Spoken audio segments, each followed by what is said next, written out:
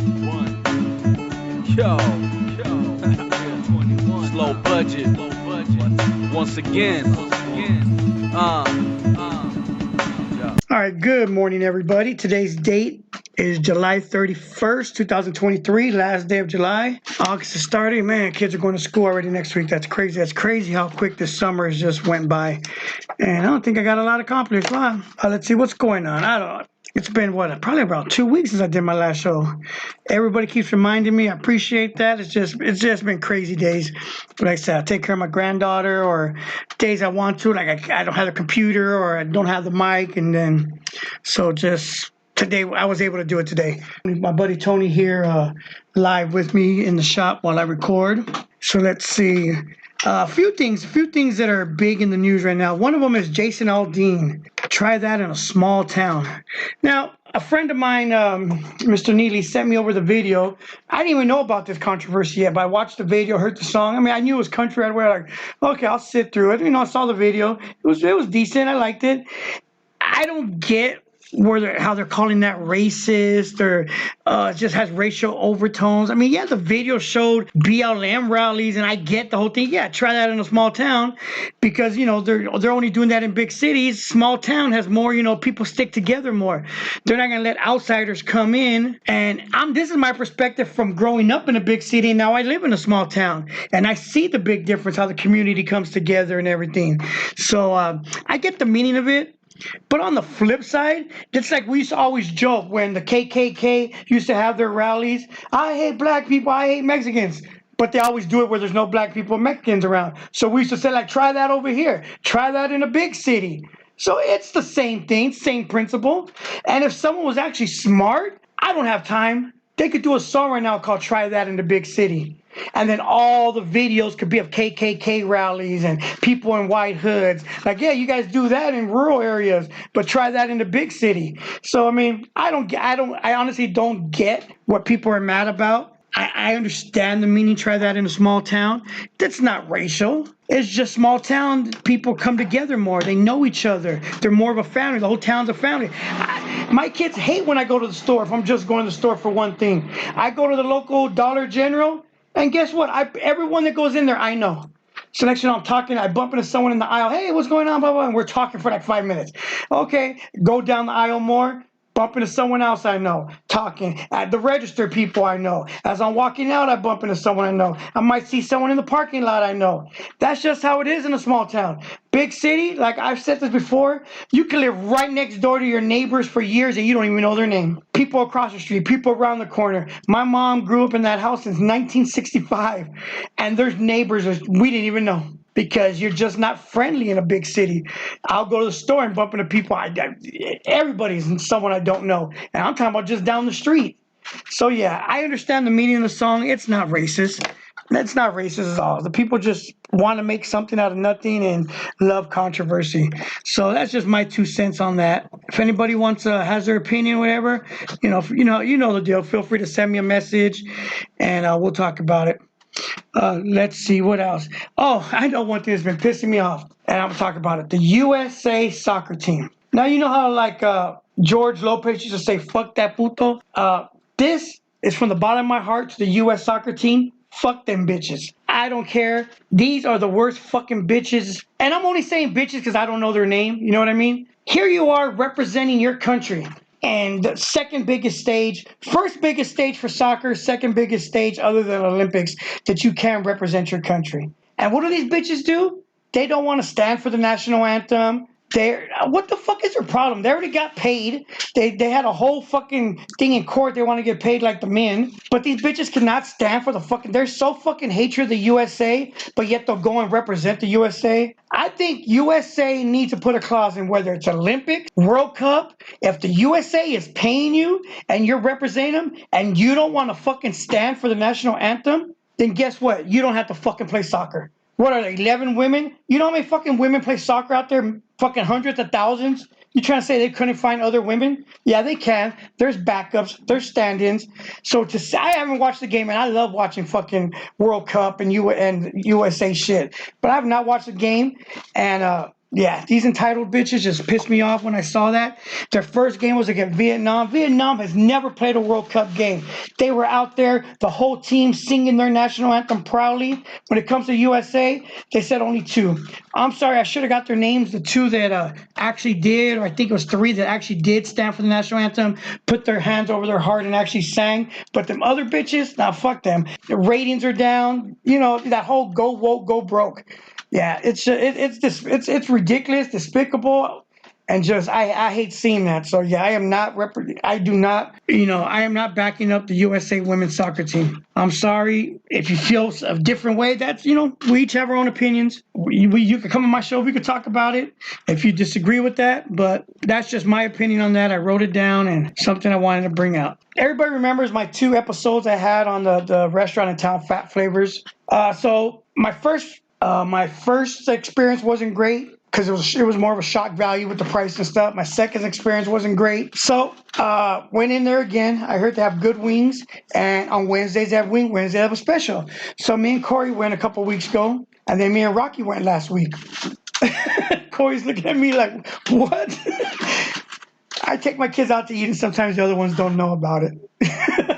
And I knew when Corey heard right now, that's a. But hey, what do you think Rocky's gonna feel when he finds out I took you? He doesn't know I took you. But then you also took him to Mel's, and you weren't gonna take me. The only reason you took me was because Jaden didn't pick me up on time. Well, I'm just saying that's how it happens. You snooze, you lose. So anyway, me and Corey went in, and I think we tried the Parmesan wings and the lemon pepper wings, and we kind of like mixed them. Very good. I'm gonna say their wings are very good. You gotta have the Diablo. That one's way too hot. That's fucking fire. No, that's the one Corey had. I like. Yeah, that's way too hot for me. Fuck that. I put a little dab of that Diablo sauce on my pinky and it was fucking hot. Put them on your fry. Put it on your fry. Yeah, that's what I mean. Then I tried it with a fry. God, ridiculous. So that's way too hot for me. So yeah, Tony loves the Diablo. It's just I tried that. Corey, the first time we went, tried that. It was way too hot. Never again. Never again. I'm saying maybe for one. So she ate a couple, and they were even shocked. And my buddy Justin worked there. Was like, what? He was like, 2 of those puts me on my ass. She tried it. What I had to do was we took them home and we had to wash them. We washed them off for her, bought barbecue sauce, put them in barbecue sauce, shook them in a bag.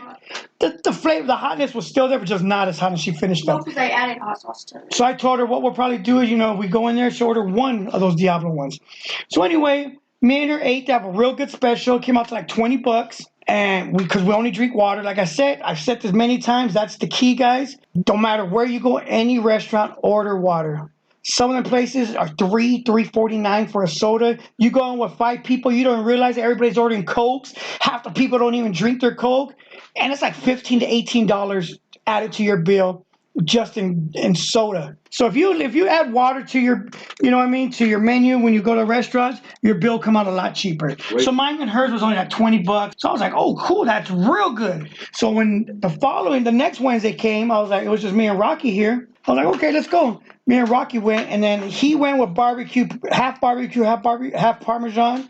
Then I went with half Parmesan, half lemon pepper. Again, they were real good, and we just had water, and I didn't tip, so it came out to $20. Now, I know right away people are going to think, what an asshole, you don't tip. Look, I'm a good tipper. My dad taught me well, but there are exceptions to tipping. You do not tip people that are self-employed or own a small business. Such as, I think the only one that's changing, because I did more research on it, is hair salons. Hair salons, I think, are the only ones that are kind of typical.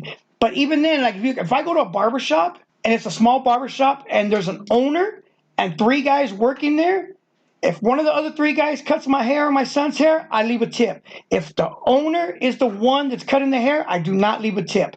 He's already getting 100% of the profit. Plus he's getting a percentage of the barbers because they rent out a chair. So so again, I don't know. She might listen to this. It's not me being rude, but she is the owner of a small business. The way it is she's actually taking a position away. She's not hiring a waitress, so she's actually taking work away. So in that perspective, I don't tip, and it's part of the rules. I mean, you can read them. What are the exceptions to tipping? Do you tip a small business owner? Do you tip? You know what I mean? And you can read all this.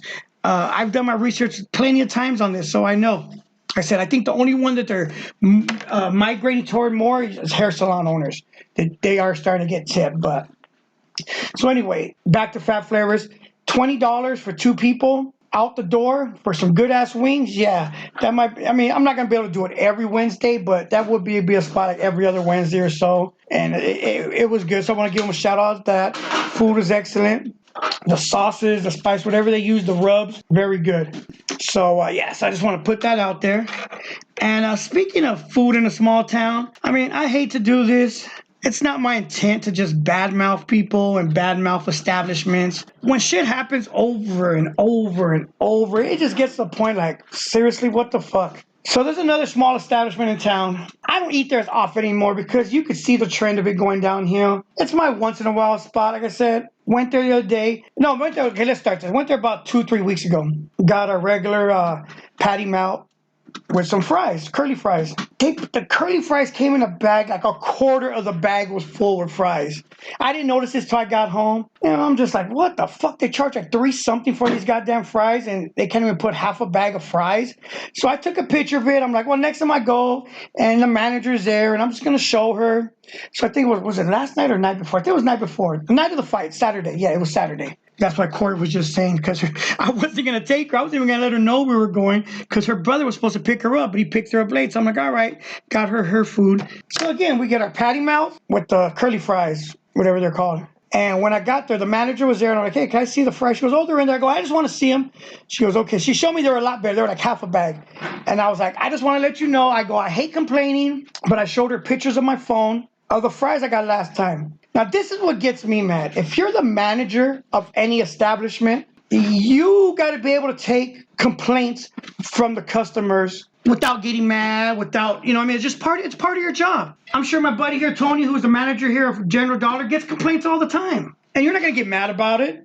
Nope. You just, okay, thank you. You thank them. Thank you. We want you. Like me, like my podcast. I want the feedback, good or bad. What am I doing wrong? What can I improve? That's the only way to get better. So if a cousin, if I got to be a Karen sometimes when my kids hate it, I'm out on the street, let me speak to your manager.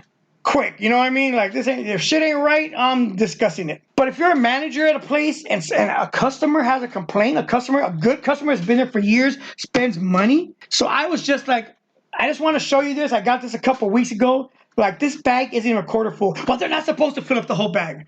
She was mad, like, oh my, like, how dare I say it? I was just like, okay. I'm like, I'm just letting you know I paid $3 something for this bag. I want at least some. It's just what it is, you know what I mean? So I know after this, they were a sponsor of Corey. They gave us some gift certificates for her last her yearly fundraiser for her New Mexico trip. So, I mean, I'm not going to ask them no more. But in the flip side, I mean, if you're in a position where you're the manager of an organization or an establishment, you got to be able to take these complaints and just be like, oh, okay, thank you. I'll talk to them.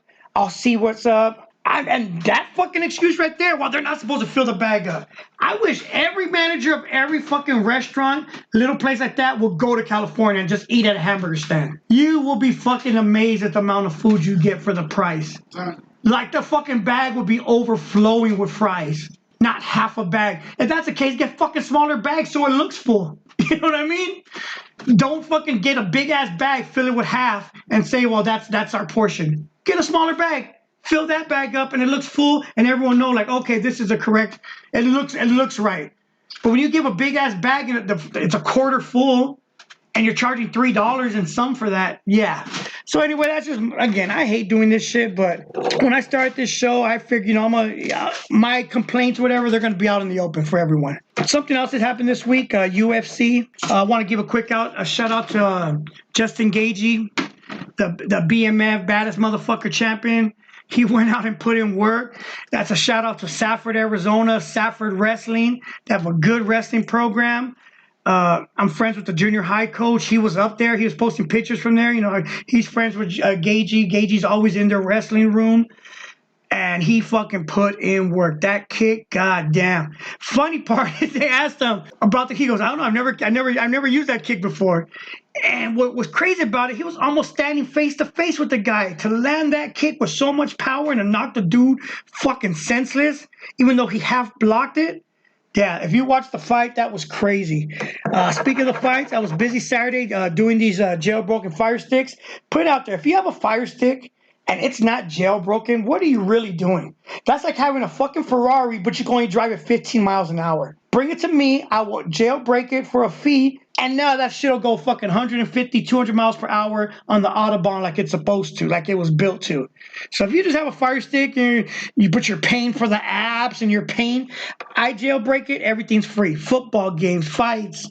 So yeah, help me help you, as I like to say, as one of my favorite lines is. Man, I got so much stuff to talk about. I'm already almost 17 minutes in. I want to give a shout out to my son Rocky. He got me good the other day. Fucking asshole. So let me tell you what happened. I saw like a grinder app on my phone. I didn't know what it was. I kind of heard what it was. Then Rocky's in the phone and he's all, "What the fuck, Fag? Why you got this grinder app right there?" I'm like, "What?" He goes, "Yeah, this is like a gay dating service." I'm like, "Man, I never put that. Fuck, I don't even know what it is." Yeah, right. And then the joke was, I guess my Google account is on everything, different phones, different tablets, and you could put apps on other people's phone without them knowing, as long as they're all on the same. He did it to Jaden too. And when Jaden saw it, he was like, "What the hell?" Yeah, so he got me good. It was funny. I'm like, "Man, I haven't done it. I don't even know nothing about all this shit. I don't put apps on my phone." Corey's the one that always has my phone, and yeah, it was a thing that he did it remotely. So I don't know. It was just funny. It's kind of shit me and my kids do to each other. Oh, you know what's crazy? And then something we forget, that there's still a war going on in Russia. It's like, how long has that been going on? And we just forget about it because, of course, when it first started, the bombing. But it's actually a war. I guess Ukraine had some drones and they attacked some buildings and killed some people. But that just reminded me when I saw it, I was like, oh, shit, there's still a war going on. Yeah, it's pretty crazy, pretty crazy. You just, shit you forget because it's not in our face every single day. And speaking of like I talked about Corey Rocket, but one of the biggest flexes I will ever have, my legacy, as I used to, as I like to say, is my kids out in the world. You know how many times I hear, that how good my son Jaden's doing at work, and cause I'm bumping into people, it's a small town. A lot of people work over there at the mine with him, and I get it all the time, like, "Man, Jaden's a good worker." But and to me, that just makes me feel good. When people used to say that about Jasmine, "Oh my gosh, she's the nicest. She's the reason why we come shop at this store." People used to tell me, "Oh my God, I love it when Jasmine's working there." And to me, like I said, that's how I raise my kids, and that will always be my biggest flex, is my kids out in the world being productive members of society. I just want to bring that up, give a shout out to my son Jaden and Rocky and Corey. They're always, I'm always getting, everything's always positive. I mean, once in a while it might be something negative, but it's far and few in between that. I can't even remember the last time. By the time I edit this, it's still going to be about 17 minutes long, so I'm going to leave it there today. I got more topics I wrote down that I'm going to discuss, but that would take another 10 minutes or so. So with that, I hope you guys have a great Monday, and I'll try to do another show Wednesday or Friday. I'll put the Send It apps out on Instagram and Snapchat so I can get some good questions. I always love the questions I get. You guys have a great start to the week, and I'll talk to you guys later. Burn one. Yo. Slow budget. Once again.